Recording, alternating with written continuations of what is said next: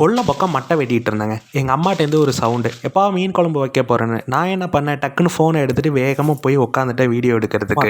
தகுன்னு எரிஞ்சிட்டு இருக்க விறகடுப்பில் ஒரு அலுமினிய குழம்பு சட்டியை எடுத்து வச்சு வீட்டில் ஆட்டினா கடலெண்ணெய் அதில் ஊற்றுனாங்க. இன்னும் கொஞ்சம் சூடானோன்னா அதில் வெந்தயத்தை போட்டு நல்லா வெடித்த பிறகு சின்ன வெங்காயம் கருவேப்பிலை ரெண்டுத்தையும் போட்டு அதில் வதக்குனாங்க. தக்காளியும் பச்சை மிளகாவும் போட்டு நல்லா வதக்கும் போதே நல்ல ஒரு வாசம் வந்துச்சு. இதுதான் கரெக்டான டைமு நம்ம புளித்தண்ணியை கரைச்சி இதில் ஊற்றுறதுக்கு. கரைச்சி வச்சிருக்க புளித்தண்ணியில் மிளகாத்தூள் உப்பு போட்டு நல்லா மிக்ஸ் பண்ணி அந்த குழம்பு சட்டியில் ஊற்றினோம்னா ஒரு சவுண்டு வரும் பாருங்க. 10 நிமிஷம் குழம்பு கொதிச்ச பிறகு நம்ம மீனெல்லாம் எடுத்து அதில் போட வேண்டியதான்.